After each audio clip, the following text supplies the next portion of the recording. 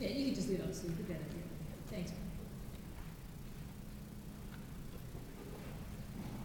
Just say and spell your name for this. Yeah, it is Bernie McGurl. That's capital M, small c, capital G, U-R-L. And I'm speaking as Executive Director of the Lackawanna River Corridor Association and Secretary of the Board of our affiliate, the Lackawanna Valley Conservancy. The mission of the Lackawanna River Corridor Association, more commonly known as LRCA, Lackawanna Valley Conservancy, includes the improvement, conservation, protection, and appropriate management of the Lackawanna River and its watershed resources. The work these organizations done during the past 25 years has helped to restore the water quality, aquatic habitat values, and environmental aesthetics of the river and its tributaries that were profoundly damaged by 175 years of anthracite coal mining, industrialization, and urbanization. Much work needs to be done to restore the river to its full health and its rightful place as an environmental, economic, and recreational asset for our community, and our organizations are offering these comments so that Invenergy's proposed Lackawanna Energy Center can contribute to the river's continued improvement.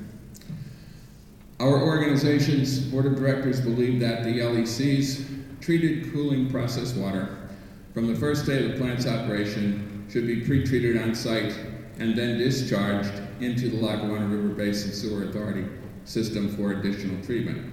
We are concerned that the temperature of this water, its pH, and dissolved solids could be injurious to the creek, the river, and the wildlife that find habitat in and around these bodies of water.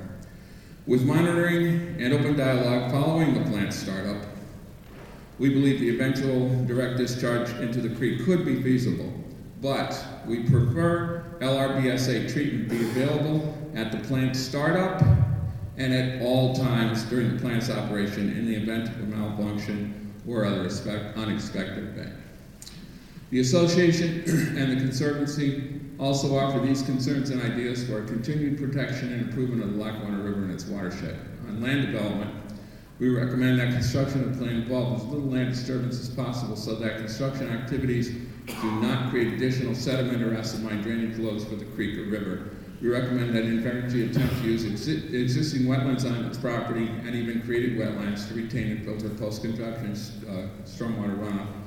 Finally, we recommend construction of the plant maintain and possibly improve the riparian area on the steep slopes along the Graciana Creek, and that Invenergy consider granting conservation easement to permanently protect this riparian area. We believe it is crucial to the health of Graciana Creek that the disturbance on the steep riparian slopes be avoided during the potential for bank instability, slumping, and sediment loading. Even with approved erosion and sedimentation measures, the glacial, alluvial, and mine soils have a documented record of instability as evident on nearby slopes along the Casey Highway and in industrial parks. Additionally, erosion and sedimentation netting as a stabilization solution can have impacts on wildlife, especially snakes and small animals that can become entangled and perish in the netting. On water treatment, we recommend that the LEC's water treatment facility be permitted to treat only water generated by the center's processes. On water monitoring and effluent limits, we are concerned that the proposed effluent temperature and pH limit are too high. We believe that the temperature allowances for June, July, and August should be no greater than to 64 degrees Fahrenheit. We are concerned about all metals, including iron, relative to the TMDL for iron, noting the proximity of the gravity slope drainage discharge to the confluence of Graciana Creek and the river. Should direct discharge be feasible at some point after the plant startup, we recommend that monitoring stations upstream at discharge, downstream, and in the Lackawanna River be established to assure that the LEC's effluent does not harm the creek or river.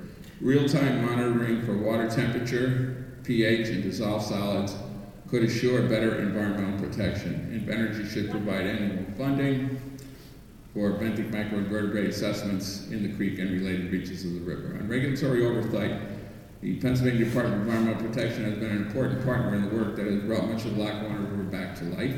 The Association and Conservancy expect the partnership to continue and expect that the department be adequately staffed to enforce permit conditions and protect the watershed from all threats.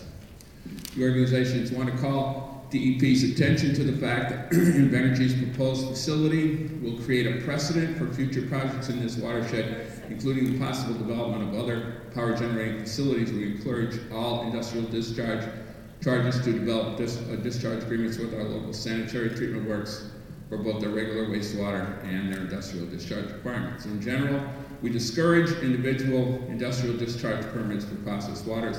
We believe that the interests of water quality in the Lackawanna River watershed are best served by minimizing the number of individual discharge points. Individual discharge permits should only be approved after the most rigorous evaluation. Time's up, and sir. should always be backed up by backstop connections to the public water treatment systems. Thank you. Thank you, sir. Charlie Charlesworth, Trout Unlimited.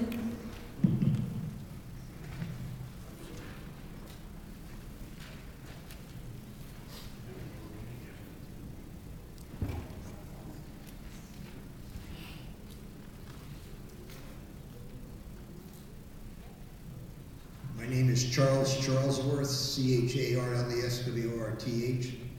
I'm here representing Trout Unlimited, Lackawanna County. Trout Unlimited is the nation's largest cold water conservation organization with more than 13,000 members in Pennsylvania focused on protecting, conserving, and restoring North America's trout population and their watersheds.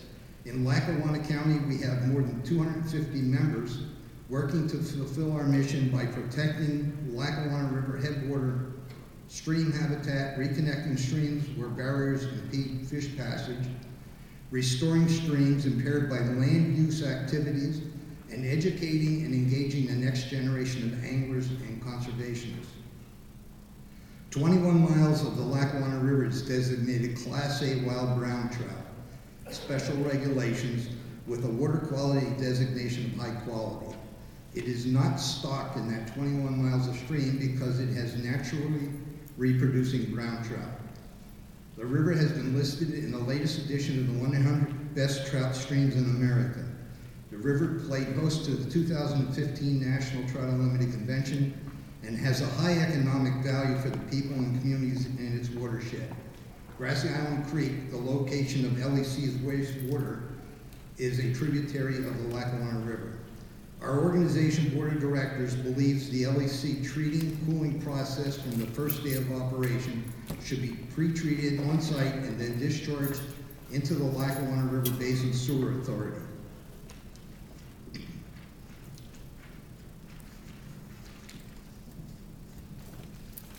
The portion of the Lackawanna has a high quality designation and as such requires the DEP protect the quality of the water, which includes temperatures in a cold water fishery. Baseline data has been established by Lackawanna Valley Trout Unlimited for the month of July in the hottest part of the summer and in low water. It shows an average water temperature between 58 and 62 degrees with spikes in extended periods of high ambient temperatures of spike of 64 degrees.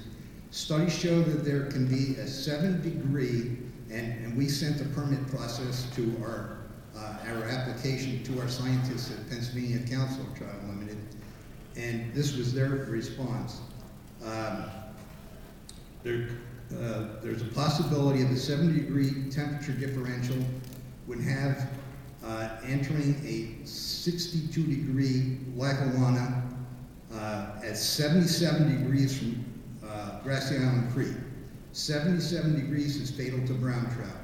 Keep in mind also maximum releases from LEC could be double the volume of the CFS of the Lackawanna during periods of extremely low water.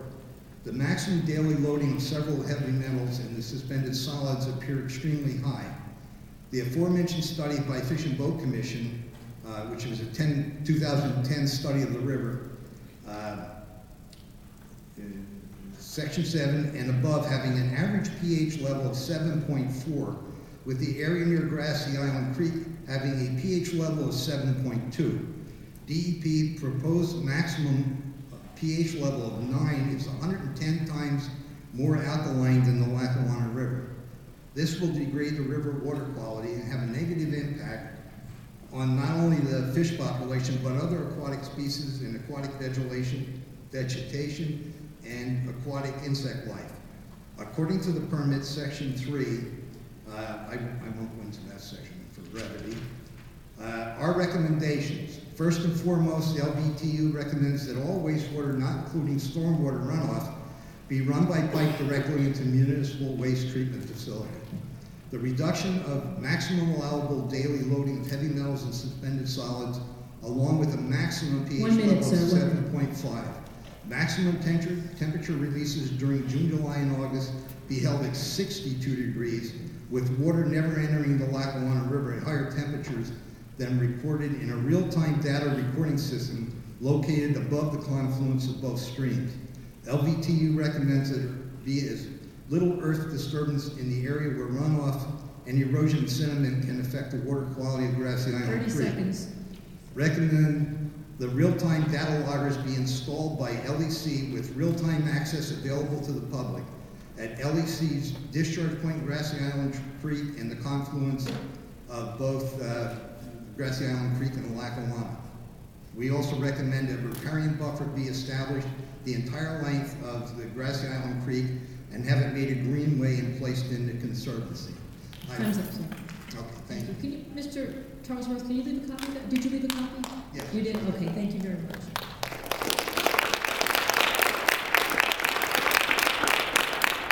Timothy Seaman?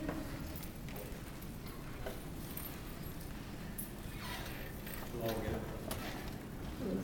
As I have made abundantly I'm sorry, Timothy, just spell your last name. Yes, it's S-E-A-M-A-N-S. Okay, thank you. That I was on your list. I'm not pretending to be myself today. As I've made abundantly clear, I'm opposed to anyone building a polluting power plant so close to a populated area. I know Invenergy has done a lot of good around the country, and they are around the world with solar farms and with wind farms, which would have been a great option here. You probably would have seen no opposition to a solar farm, I can imagine, other than maybe aesthetic value from flying overhead. But that would have been ideal, and I wish that they would continue that in the future, do more of that than maximizing profit through gas-fired power plants.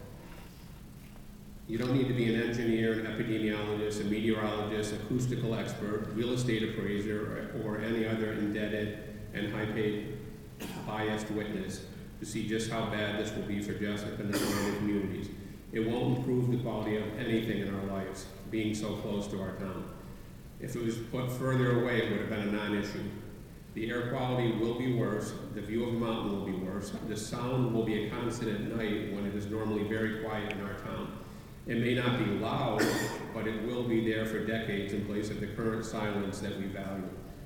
Is it really worth the risk? Look at the huge gas leak in Los Angeles that has made recent headlines. It's emitting 110,000 pounds of methane into the air every hour, and they don't expect to be able to cap that for months. It's 70 times more potent, at least 70 times more potent than carbon dioxide as a greenhouse gas when released in pure form.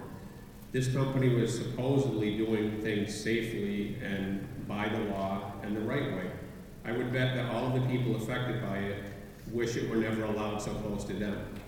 Look at the blowouts closer to home and failure of UGI equipment in Luzerne County last month that went on for days. It may be safer than coal for some people, but when things go wrong, they can be disastrous. It should not be so close to any community of human beings. Our quality of life should be the first priority, not just maximizing profit for the big investors and the well-connected people. To quote Jiddu Krishnamurti, it is no measure of health to be well-adjusted to a profoundly sick society. If being well-adjusted means being a puppet of the wealthy and the few who stand to get rich from this and similar projects, then I am not well-adjusted, and I never will be. And neither are any of the opponents of the plant. People matter most, not profit or temporary jobs, mostly for people who don't even live in our communities. If it were proposed by another company to be built so close to any of the executives of Invenergy or their big investors, do you really think it would have gone this far? Call me cynical, but I don't think you can let the fox guard the hen house and do mostly self-monitoring of air and water pollution levels or wastewater temperature and pH. If this plant is ever built on the proposed site, the general public needs to have full real-time internet access to water sampling data 24/7 and air data on Grassy Island Creek and air quality on site and around Jessup. Anything less than that would be a further insult to our citizens and show just how little Invenergy really cares about being a positive and transparent business partner to the community. We should have every right to shut them down if anything reaches unsafe levels. Why the constant flip-flopping of estimated cooling water requirements? At one point, it was down to 100,000 gallons per day. Now they want much more in case it's needed. But in the end, once it's built, they could always go back and ask for more. Is that true? What's the upper limit? I'm a fly fisherman and a kayaker, and I love the Lackawanna and Grassy Island Creek. I fish every corner of the Lackawanna River, as have some of the fellow Trout Unlimited members here tonight.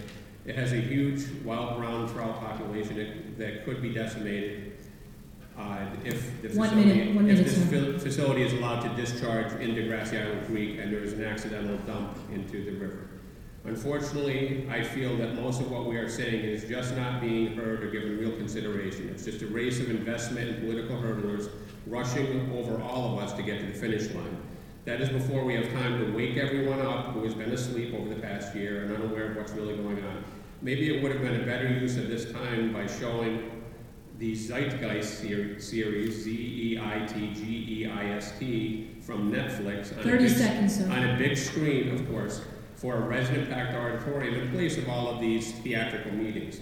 If you really care, and this is so good and safe for us all, slow down the approval process to allow time for more residents to be well informed.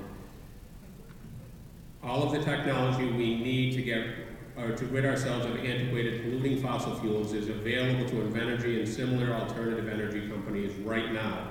We don't need a transition period. It could supply all of our energy needs with solar, wind, geothermal, tidal. Forget the polluting profits, protect the people and the planet. Your time's up. Give me 5 more seconds, please. We are already seeing mass extinctions all over our planet as a result of global warming that's being accelerated by fossil fuels. We are not separate from our environment. The future of humanity depends on us protecting the environment in all areas and all species everywhere, or we will cease to exist. Thank you, sir. Allison Petrarch. Allison.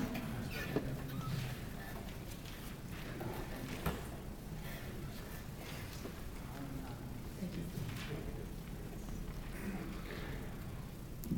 Yes, my name is Allison Petrick, P-E-T-R-Y-K, and I am the Outreach Coordinator and Water Quality Specialist for Energy Justice Network.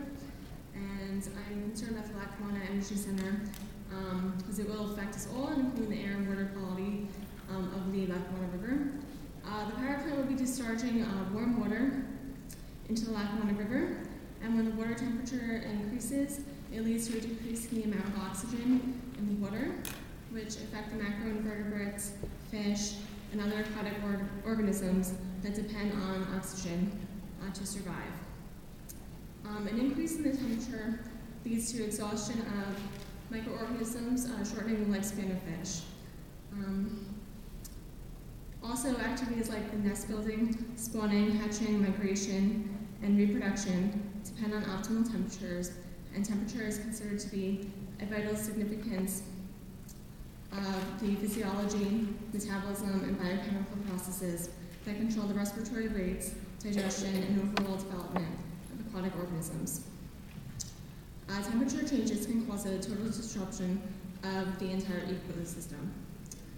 I urge that the DEP continuously monitors the water and that there is a third party that also monitors it, as we cannot trust and rely on quality. Water purchases for the proposed purposes of cooling and steam generation from the Pan American water supply, sourced from local reservoirs, will add stress to the water supplies during periods of drought.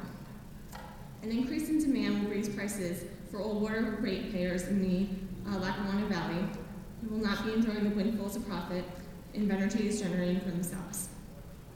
In addition to utility stress during drought periods, additional wear and tear on the water utility distribution system will cause pipes, pumps, and reservoirs to maintained at a higher cost to Penn American Water and ultimately to ratepayers.